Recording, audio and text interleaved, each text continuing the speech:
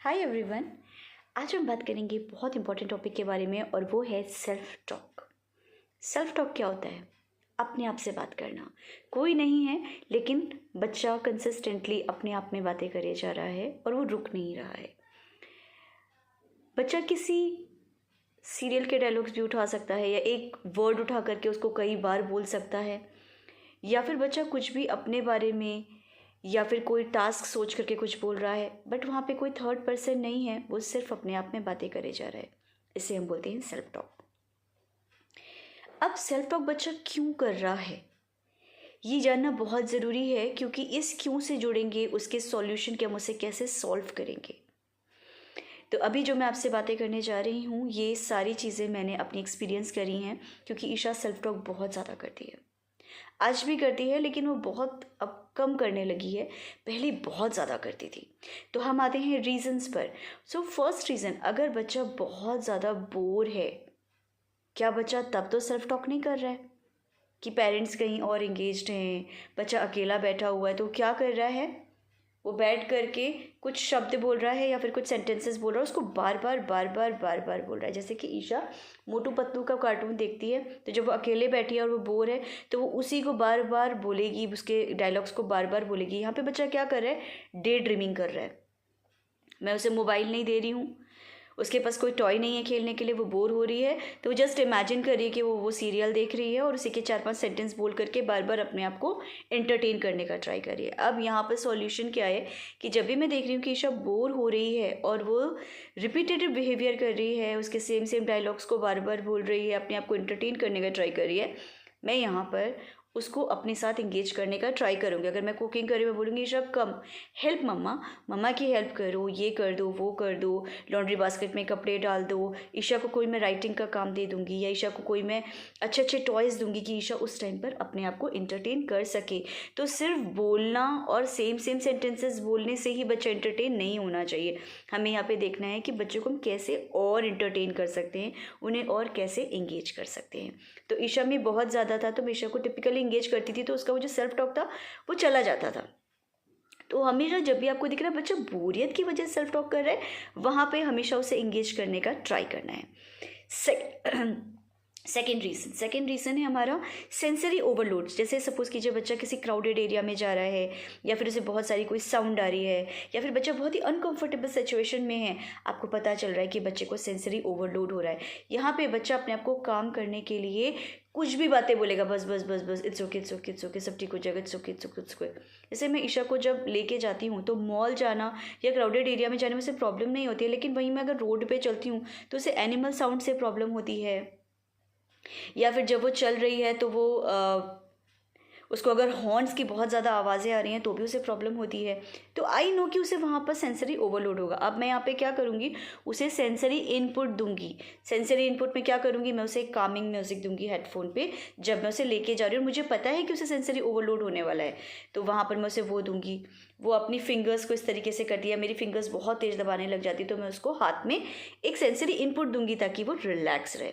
इस तरीके से मैं उसका सेल्फ टॉक वहाँ पे रोकूंगी कि वो कंसिस्टेंटली सेम चीज़ ना बोले, क्योंकि वहाँ पे वो कुछ भी नहीं समझेगी। अगर मैं समझाने का भी ट्राई करूँगी तो मुझे सिर्फ मेल्ट डाउन मिलेगा, क्योंकि वो समझने के मूड में होगी ही नहीं, क्योंकि उसको इतना सेंसरी ओवरलोड होगा और मेरे बोलने के बाद और ज़्यादा उसका लोड बढ़ जाएगा। तो जब भी बच्चे का लग रहा है कि सेंसरी ओवरलोड की वजह से वो सेल्फ टॉक कर रहा है, अपने आप को कोपिंग करने के लिए वो चीज़ें कर रहा है, तो वहाँ पर आपको उसे सेंसरी इनपुट देना है। अब आता है नंबर 3। ये जो नंबर 3 है ना, ये हम सब करते हैं। सपोज़ कीजिए हम किसी इंटरव्यू के लिए गए, हम मन में बोलते हैं अच्छा ऐसा बोलेंगे तो ऐसा करेंगे, ऐसा करेंगे, ऐसा करेंगे, इस क्वेश्चन का आंसर हम ऐसे करेंगे। जब हमको एग्जाम देने जाते हैं तब भी हम अपने में बहुत रिवीजन करते हैं, ऐसा करेंगे, ऐसा करेंगे, ऐसा करेंगे। हम क्या करने का ट्राई कर रहे हैं, हम स्ट्रेटेजीज़ बनाने का ट्राई कर रहे हैं। ये काम ये बच्चे भी करते हैं। ये अपने आप को ज़्यादा फोकस करने के लिए अपने आप से बहुत सारी बातें करते हैं। जैसे सपोज़ मैंने ईशा से बोला कि ईशा हम इनके घर जाने वाले, बट तुम वहाँ जाके स्विचेस भी टच नहीं करोगी, तुम वहाँ पे बैठोगी, तुम जंपिंग भी नहीं करोगी, तुम उनके किचन में भी नहीं घुसोगी, और तुम उनके डोर्स भी ओपन और क्लोज नहीं करोगी। अब ईशा को वहाँ जाना है, तो वो अपने आप को फोकस करने का ट्राई करिए। ओके, तो मैं ये नहीं करूँगी, ये नहीं करूँगी, ये नहीं करूँगी, ये नहीं करूँगी। प्रॉब्लम क्या है कि वो लाउडली ये बातें उस घर में भी कर रही है, तो लोगों को पता चल रहा है कि उसे वहाँ पर ये काम नहीं करने हैं। चलिए वहाँ तो हमने लोगों को बता दिया कि वो इसलिए कर रही है, बट जब बच्चा बड़ा हो गया, वो किसी ऐसी जगह गया या स्कूल में गया, क्लास में गया, वो ऐसी चीज़ें कर रहा है, तो यहाँ पे हम बच्चे को क्या करवाएंगे। मैंने जो ईशा के साथ किया कि मैं बोलती थी, ईशा ये पेन है तुम्हारे पास, ये कॉपी है तुम्हारे पास, तुम इसमें लिखो कि क्या नहीं करोगी। तो वो लिखती थी नो जंपिंग, नो रनिंग, तो ये सब चीज़ें वो लिखती थी। तो मैंने उसे बोला कि ईशा अगर आप सोच नहीं पा रहे हो तो कोई बात नहीं, तुम लिखने का ट्राई करो। तो जब मैंने ये देखा था, नोटिस किया था कि जब मैं ईशा को कई बार लिखवा लेती थी ना, तो उसकी एंजाइटीज़ कम हो जाती थी, तो वो अपने आप को इस चीज़ में फोकस कर पाती कि ये चीज़ें मुझे नहीं करनी और ना ये चीज़ें मुझे बोलनी है, स्पेशली क्राउड में। तो ये कुछ स्ट्रैटेजीज़ है जो मैंने ईशा के साथ ट्राई करी थी। अब मैं इसमें कवर करूँगी गिगलिंग, फालतू का गिगलिंग करना, और इसी के साथ मैं यूज़ करूँगी कुछ स्टेमिंग्स, जैसे कि बच्चे का बैठे बैठे रिपीटेटिव बिहेवियर करना, इस तरीके की चीज़ें करना, या बच्चा जंपिंग कर रहा है, जंपिंग करते जाना करते जाना करते जाना। ये चीज़ आपका सेल्फ टॉक से भी है। अगर आपको दिख रहा है कि बच्चे में ये कुछ भी चीज़ें नहीं दिख रही, लेकिन बच्चा नॉर्मली बस अपने आप में बोले जा रहा है, आपको इन सारी एक्टिविटीज़ को कंस्ट्रक्टिव एक्टिविटीज़ से आपको इसे रिप्लेस करना है। कैसे, मैं बताती हूँ। आपको दिख रहा है बच्चा बैठे बैठे ऐसे कर रहा है, आपको उसको उठाना है, स्विंग चेयर पर डाल देना। अब करो, तो तुम्हें जब भी ये करना है तुम्हें स्विंग चेयर पे बैठ के करना है। बच्चा हैंड फ्लैपिंग कर रहा है, आपको हैंड से कुछ चीज़ें करानी है, जैसे कि oh wow look, this is a bird, wow look, this is a deer. बहुत गर्मी हो रही है, आपको उसको हैंड की बहुत सारी चीज़ें करवानी है कि बच्चे को दिखे अच्छा तो मैं ऐसा भी कर सकती हूँ। बच्चा फालतू की बातें कर रहा है, आपको बच्चे से ऐसी बातें करनी है जिनमें सेंस है, जैसे कि ईशा बोलती है बस हो गया, बस हो गया, बस हो गया, बस हो गया, बस हो गया। मैं पूछूँ ईशा क्या हो गया, अच्छा आप इसकी बात कर रहे हो क्या। तो ईशा क्या होता है, मेरे साथ कम्युनिकेशन में इंगेज होने लग जाती है। अगर बच्चा इंगेज होने के लिए तैयार नहीं है, मैं एक स्टोरी बुक लेके बैठ जाऊँगी, बहुत सिंपल सी, उसके लेवल की, और उसके साथ कनेक्ट करने का ट्राई करूँगी। अब हम आते हैं गिगलिंग में। गिगलिंग में हम क्या करें कि बच्चा जो है इंगेज होए। तो जैसे ईशा करती है बस बस बस बस की बस बस बस बस की, मैं जाऊँगी, मैं बोलूँगी वेयर इज बस, वो बोलेगी नहीं है। मैं बोलूँगी तो बस कहाँ देखी थी, वो बोलेगी मम्मा रोड पे देखी थी। अच्छा कौन से कलर की देखी थी।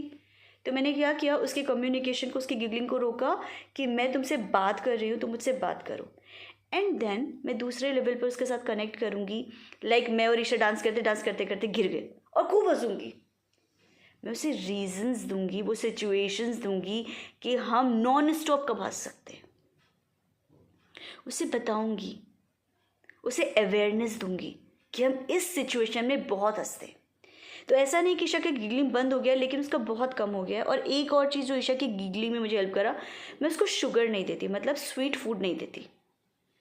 जिस दिन मैंने उसे कुछ मीठा दिया, उस दिन उसका गिगलिंग बढ़ जाता है ऑटोमेटिकली। मुझे नहीं पता क्या चीज़ ट्रिगर करती है, बट ईशा के साथ मैंने देखा है जिस दिन मैं उसका स्वीट बहुत कम देती हूँ, उस दिन उसका गिगलिंग बहुत कम होता है, बहुत रेयर। और जिस दिन मैंने उसे स्वीट दे दिया, उसके मुझे 5 मिनट में दिख जाती है उसकी गिगलिंग।